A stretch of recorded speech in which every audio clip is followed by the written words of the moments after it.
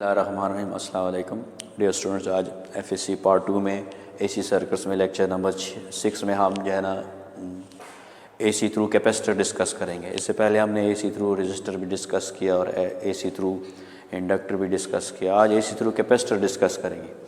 यानी अगर हमने अल्टरनेटिंग सोर्स है या अल्टरनेटिंग वोल्टेज है वो हमने अप्लाई किया है कैपेसिटर के क्रॉस, तो हमें जो है ना जिस तरह पोटेंशियल सोर्स का पोटेंशियल है उसी तरह जो है ना कैपेसिटर के में भी अकॉर्डिंगली जो है ना पोटेंशियल चार्जेस जो है ना स्टोर होंगे और उस चार्जेस की वजह से जो है ना पोटेंशियल डेवलप होगा।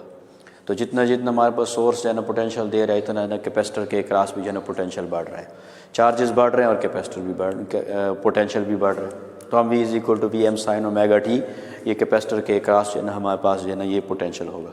और बेसिक फार्मूला हमारे पास ये है कि जितने चार्जेस जो है ना कैपेसिटर चार्ज स्टोर कर रहा है, जब कैपेसिटर चार्ज स्टोर कर रहे हैं तो हम कैपेसिटर के ऊपर जो है ना चार्ज स्टोर है वो हम Q is equal to C V first chapter में हमने डिस्कस किया कि चार्ज स्टोर जो है या कैपेसिटर जो है ना जो चार्ज स्टोर कर रहा है वो किसके ऊपर डिपेंड करता है, कैपेसिटर्स के ऊपर डिपेंड करता है प्लस पोटेंशियल के ऊपर डिपेंड करता है। तो हम Q is equal to C V लिख सकते हैं और V हमारे पास यहाँ जो है ना कांस्टेंट वोल्टेज नहीं है जैसे DC के केस में था, यहाँ अल्टरनेटिंग जो है ना सोर्स है तो हमारे पास ये V is equal to V M sine omega T हमने लिख लिया। इट मीन हमें साइन बिहेवियर ऑफ पोटेंशियल भी जो पोटेंशियल कैपेसिटर के क्रॉस डेवलप हो रहा है वो भी साइनोसाइडल हमें मिलेगा और चार्ज भी है ना उसी तरह साइनोसाइडली कभी चार्ज है ना आहिस्ता आहिस्ता ज़्यादा हो रहा है एक प्लेट पर, उसके बाद जो है ना वही के चार्ज जो है ना कम हो रहा है और फिर यहाँ जो है ना एक दफ़ा पॉजिटिव चार्ज स्टोर हुआ था, नेक्स्ट जो है ना जब पोलैरिटी चेंज हो गई है सोर्स की तो यहाँ फिर जो है ना नेगेटिव चार्ज जो है ना स्टोर होगा। तो चार्ज जो है ना हमारे पास ज़्यादा भी हो रहा है कम भी हो रहा है और उसकी पोलैरिटी भी चेंज हो रही है, तो दोनों का बिहेवियर हमें सेम मिलेगा। अब अगर हम करंट की बात करें, चूँकि ये चार्ज है ना टाइम के लिहाज से चेंज हो रहा है, तो अगर हम इस चेंज को विद रिस्पेक्ट टू टाइम देखते हैं तो time rate of change of charge is equal to current के बराबर है।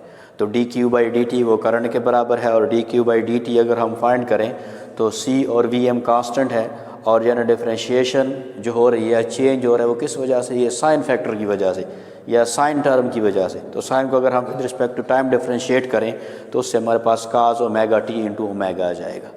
और अगर हम इसको रीअरेंज कर लें तो C is equal to I is equal to यानी करंट इज़ इक्वल टू हम लिख सकते हैं C V M omega into cos omega t. यहाँ से जो है ना हम अगर तीनों इक्वेशंस को देखें, equation first, equation third, second and third को देखें तो दो हमें साइन बिहेवियर मिल रहे हैं पोटेंशियल का और जो है ना हमारे पास चार्ज का, और करंट का जो है ना हमें काज बिहेवियर मिल रहा है। हम अगर वेव डायग्राम ड्रा करें तो हमने जो है ना करंट के लिए काज वेव ड्रा की है और चार्ज के लिए और पोटेंशियल दोनों के लिए ना साइनोसाइडल हमने कर्व ड्रा किया। अगर हम इसको थोड़ा सा डिस्कस करें कि ये काज बिहेवियर का क्या मतलब है कि जब हमारे पास पोटेंशियल कम होगा तो उस वक्त करंट जो है ना इस सर्किट में मैक्सिमम होगा। जब कैपेसिटर में हमारे पास पोटेंशियल डेवलप नहीं हुआ, इसका क्या मतलब है, इस कैपेसिटर के ऊपर चार्जेस नहीं है तो इनकमिंग हमारे पास जो और चार्जेस आ रहे हैं स्टोर होने के लिए उनके ऊपर अपोजिट फोर्स नहीं है, सिर्फ सोर्स की फोर्स है, उसकी वजह से वो तेज़ी से आके यहाँ स्टोर हो रहे हैं। जितना जितना यहाँ पोटेंशियल डेवलप होगा मीन चार्ज इतने ज़्यादा आ रहे हैं तो इतना जो है ना अपोजिट एक फोर्स भी है जो चार्जेस को आने नहीं दे रही, तो इस वजह से करंट जो है ना वो कम होता जाएगा। तो जितना जितना पोटेंशियल डेवलप हो रहा है उतना जो है ना हमारे पास जो है ना वो करंट कम हो रहा है। यानी हम कह सकते हैं कि करंट की जो है ना कर्व वो नीचे की तरफ है आ रही है और फिर जो है ना वोल्टेज जो है ना जितना जितना डेवलप हो रहा है या कर्व उसकी ऊपर की तरफ जाएगी, या चार्जेस जो है ना जितने डेवलप हो रहा है उतना करंट कम होगा। तो फिजिकली भी यही चीज़ है, जितना पोटेंशियल ज़्यादा होगा प्लेट्स के दरमियान उतना जो है ना चार्ज जो है ना हमारे पास करंट क्या होगा वो कम हो जाएगा या चार्ज का फ्लो कम होगा सर्किट। एक और चीज़ अगर हम देखना चाहें, या काज मिल गया और वहाँ जो है ना साइन मिल रहा है तो हम कह सकते हैं इन दोनों के दरमियान जो है वो एंगल या फेस डिफरेंस जो है वो π/2 है। फिगर से भी हमें क्लियर है कि अगर हम देखें तो करंट यहाँ से स्टार्ट ले रहा है और जो है ना पोटेंशियल यहाँ से स्टार्ट ले रहा है या वोल्टेज यहाँ से स्टार्ट ले रहा है, तो दोनों के दरमियान जो फेस डिफरेंस है वो π/2 है। मगर इसको हम फार्मूले से भी जो है ना फाइंड आउट कर सकते हैं। इस काज ओमेगा टी को हम साइन ओमेगा टी प्लस π/2 भी लिख सकते हैं। हमारे पास प्रीवियस जो है ना क्लासेस में मैथमेटिक्स में है कि cos theta is equal to sine theta plus 90 के बराबर है, या अल्फ़ा प्लस बीटा के फार्मूले से भी हम फाइंड कर सकते हैं कि cos omega T sine theta plus 90 के बराबर है। और एक चीज़ और भी मालूम है कि जब ये फैक्टर 1 के बराबर हो जाएगा तो फिर हमारे पास उस वक्त करंट क्या होगा, मैक्सिमम होगा। यानी sign omega t plus pi by 2 ये अगर मैक्सिमम है तो उस वक्त हमें जो है करंट क्या मिलेगा, मैक्सिमम मिलेगा। यानी हम लिख सकते हैं I M is equal to C V M into omega. ऊपर जो है ना हम थोड़ा सा इसको अगर सिंप्लीफाई करना चाहें तो ऊपर वाली इक्वेशन को हम लिख सकते हैं I is equal to I M sine omega t plus pi by 2।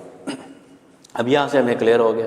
Equation 3 को और इक्वेशन 1 को देखें तो इक्वेशन 1 में साइन ओमेगा टी है जो वो पोटेंशियल के लिए हमारे पास इक्वेशन है, और अगर करंट के लिए इक्वेशन देखें तो sign omega t plus pi by 2। It mean हमारे पास पोटेंशियल और करंट में फेज डिफरेंस है, कितना है, पाई बाई 2 है। और कौन सा जो है ना लीड कर रहा है, करंट लीड कर रहा है, उसके साथ प्लस पाई बाई 2 लिखा हुआ है।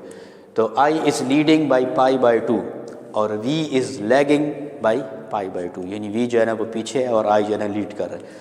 तो जब भी हम फेजर डायग्राम ड्रा करें तो करंट को वोल्टेज से पहले ड्रा करेंगे। कितना पहले ड्रा करेंगे, 90 एंगल या पाई बाई 2 पहले ड्रा करेंगे।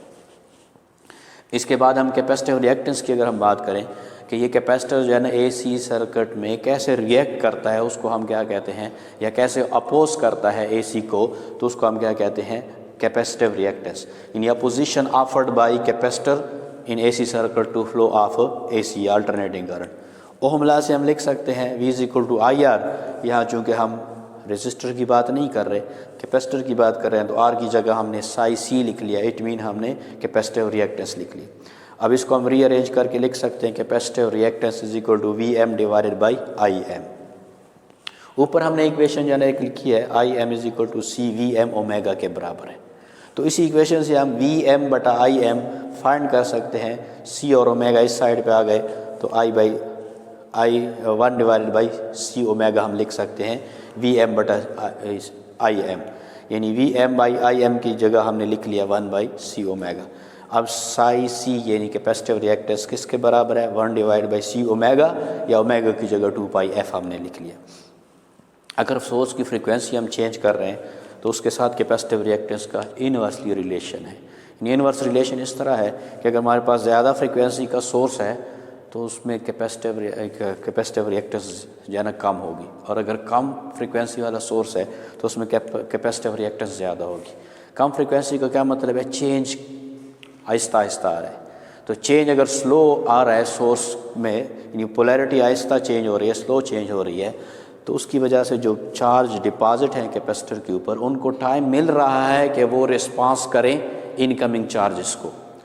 और अगर तेज़ी से जो है ना पोलैरिटी चेंज हो रही है, फ्रीक्वेंसी ज़्यादा है, तो चार्जेस जो है ना डिपॉजिट हो रहे हैं और फिर चार्जिंग हो रही है, डिस्चार्जिंग हो रही है कैपेसिटर की इतनी तेज़ी के साथ हो रही है कि जो चार्जेस डिपॉजिट हैं कैपेसिटर के ऊपर, उनको रिस्पांस का टाइम बहुत कम मिल रहा है, इसलिए जो है ना कैपेसिटिव रिएक्टेंस कम होगी, यानी वो कम रिएक्ट करेगा।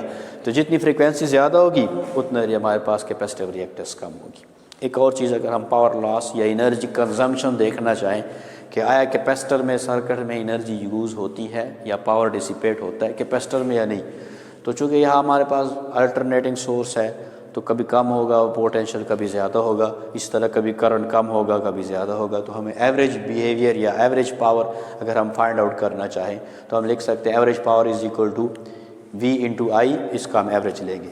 एवरेज है ना, आई की जगह हमने I M cos omega T लिख लिया और वी की जगह V M sine omega T लिख लिया। आई एम और वी एम दोनों कांस्टेंट है, उसको बाहर लिख लिया। एवरेज बिहेवियर हमें काज और साइन की वजह से मिल रहा है, और sign omega T into cos omega T का एवरेज बिहेवियर 0 के बराबर होता है, या उनका एवरेज 0 के बराबर होता है। तो हम ये लिख सकते हैं कि पावर, एवरेज पावर जो है वो क्या मिलेगा, हमें 0 मिलेगा। एक simple formula P is equal to V dot I से भी हम फाइंड कर सकते हैं, क्योंकि हमने कहा था पोटेंशियल और करंट दोनों को हम एज ए वेक्टर भी ट्रीट कर सकते हैं, ये वेक्टर भी है। तो अगर ये दोनों वेक्टर है और इनके प्रोडक्ट से हमें पावर एक स्केलर क्वांटिटी मिल रही है, तो फिर हम लिख सकते हैं वी डॉट आई भी लिख सकते हैं।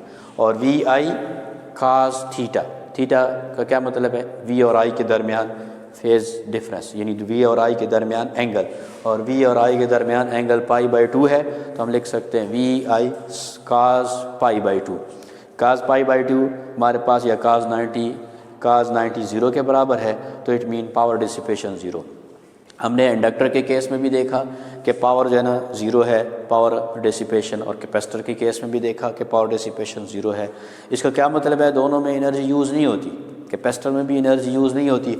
एक दफ़ा कैपेसिटर चार्ज हो गया तो यहाँ जो है ना हम कह सकते हैं कैपेसिटर चार्ज हो गया तो इलेक्ट्रिक फील्ड यहाँ डेवलप हो गई, कैपेसिटर डिस्चार्ज हो गया, इलेक्ट्रिक फील्ड ख़त्म हो गई।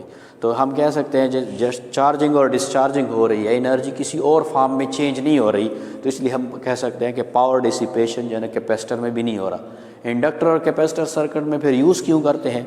हम इसलिए यूज़ करते हैं कि जहाँ हमें एनर्जी जो है ना स्टोर करने की ज़रूरत हो, बाद में हम जो है ना किसी पर्टिकुलर इंस्टेंट पे उसको हम जो है ना यूज़ कर सकते हैं।